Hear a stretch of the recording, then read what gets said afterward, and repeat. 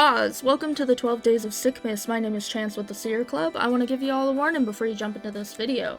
The 12 Days of Sickness is a seasonal thing. This channel has no intention of being an educational channel, and we are no professional.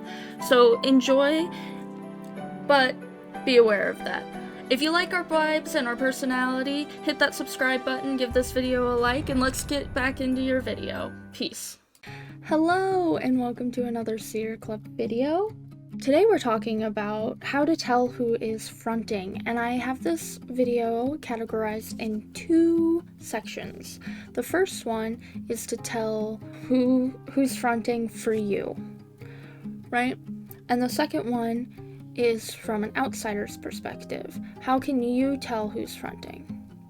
Now, I personally am an overt system and not a covert system, so this is going to be purely based on my experiences and what I know.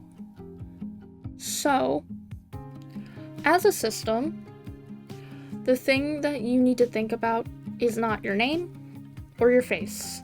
I know that's very, very hard to kind of not want to do. But the thing is if you're confused on who you are, the best way to do it is to think about your likes and your dislikes first. For example, we have one person in our system who likes coffee, and I'm guaranteeing you probably can guess by the intro of this video. Chance is the only person in our system who likes coffee. None of us like the taste of coffee. We're all tea drinkers except for him. We don't know why. But it is one of the things that has helped him realize that he's fronting multiple times. So keeping track of your likes and dislikes can be very, very helpful to be able to tell. Another great example is we have a little who is obsessed with dinosaurs, and so he tends to be able to be identified by the fact that he gets excited about dinosaurs. Then, once you have your likes and dislikes, if you still don't know who you are, you can think about what gender are you. Now, as an overt system, we have both genders and just a non-binary person in general. So, figuring out what your gender is like really, really helpful. Another great question to ask yourself is, what does your name start with? And that can be very helpful because you can just go by that first letter of your name if you're struggling. If you don't have a name, that's why it's not useful to think about your name first. If none of those are working, what's your favorite song or playlist to listen to? We have playlists that are for specific altars, but they're not exactly named the way we've seen other systems do it. We name it based on vibes, and for example, we have one that's called Scream Singing, and typically there's a few altars who listen to this playlist, and it can really help them narrow down at least that they're one of these people, and then when they think of their likes and dislikes, they're able to narrow it down more close to themselves. Another thing that's helped us is a very controversial platform in some of the DID community, and it's called Simply Plural. A lot of people look down on it, but we use it more as a list and an ability to track who's fronting, so that maybe we could have therapy set up at times when specific altars are out, so that hopefully the therapist is able to talk to them and help them. So we don't use a lot of the functionality, but having that list can be helpful, and seeing the names can be helpful to just get that general, okay, I'm not on here, or I am on here, or I can't recognize who I am, right? And let's say nothing's working. You can't identify who you are. That's okay. That's part of DID, and there's going to be days where you just don't know who you are, or you don't have the capacity to even think about it. We have plenty of days like that, and I would say probably about 60% of our days are that way, and that's okay. It's why we don't want to have videos where we have to announce who we are all the time. It's because sometimes we don't know. Like, while filming this video, I don't know who I am, but I know I want to make these videos. But it's okay. You don't have to force knowing who you are, and you can still live. And if it was meant for you to figure out who you are, then it'll come to you. And if it doesn't, that's okay too. So don't stress about who you are or things like that. Just exist and live, and you'll be okay. I promise.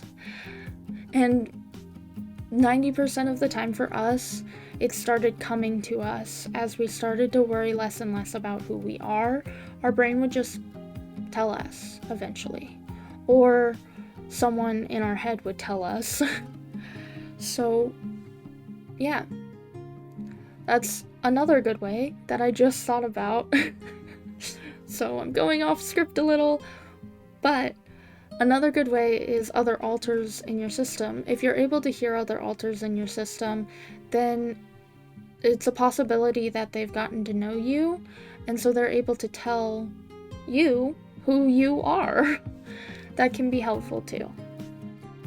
Now, for my second category, as if you are not a system, or you are a system but you know another system, this is how you can tell who's fronting. Now, do ask the system's permission, because this can get a little over-observant. So, get to know people. Get to know people's habits in the system. Get to know their likes and dislikes, their mannerisms, the way they like to dress with certain pieces of clothing in the closet. Those things can really help identify and narrow down different alters in a system. If these things aren't working, you can ask. If they want to tell you, they will. If they don't want to tell you, they won't. But you typically can tell who someone is if you know them well enough, so get to know them. If they aren't sure and are asking for your help to identify, knowing these things can be really, really helpful. Because you'll see the mannerisms, you'll know their likes and dislikes. For example, I'm going to bring up Chance and his coffee. About, I would say, a few days ago, maybe? I don't know, I wasn't fronting. A few days ago, Chance had suddenly fronted. Chance hadn't fronted for a few weeks at that time. We're not sure what triggered him, only he does. But he didn't know who he was, nor did he really care. He was kind of chill about it. And so, at one point, our partner asked if he want to try his coffee, you know? And so he took a sip of that coffee, and lo and behold, he was like, oh my god, that's so good, I really want one of my own. And our partner went, Chance. And Chance went, yeah. You know, I'm sure I'm relaying this information wrong, but that's basically what we were told by our partner happened, so I'll believe that. But lastly, as an outsider, if the system does not know who they are, they did not ask you identify who they are, and they don't want to tell you who they are, don't stop. That's all I have, is don't worry about it. Just, you're their friend, or their partner, or their sibling, and yeah, that's all you need to worry about. My thing is if you can tell a different alter is out than who they're saying they are, don't out them. Don't do it. It is not your place. Don't do it. Don't out people. It's just wrong. they're clearly in a protective stance. If they're clearly someone else that normally feels trusted to tell you that they're out, there's clearly something going on that makes them not want to tell you right now. So I would just leave it, right?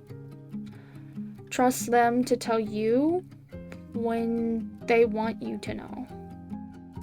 Anyway, that's all I have for this video.